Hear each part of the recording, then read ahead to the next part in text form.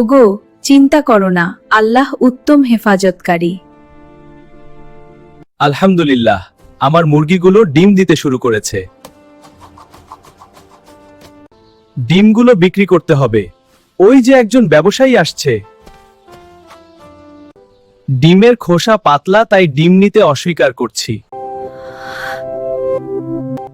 বাবা, এটা করার জন্য আপনাকে উৎসাহিত করছি। আমাদের আজিজুর স্যার বলেছেন, খামারে ব্যবস্থাপনা ঠিক থাকলে সেই সাথে সুষম খাবার ও প্রোটিন, ডিম, ক্যালসিয়াম খেলে পাতলা ডিমও পারবে না।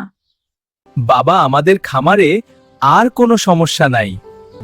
Wow, look at all these eggs.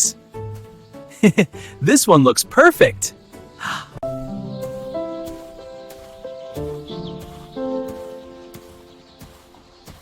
আজকের ডিমগুলো 100% ভালো। এখন থেকে যা হবে সব আমি নিব।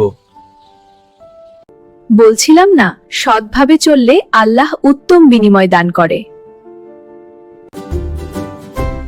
খামারের সমস্যা হলে দুশ্চিন্তা না করে ধীরে স্থিরে কাজ করুন, সফলতা আসবেই।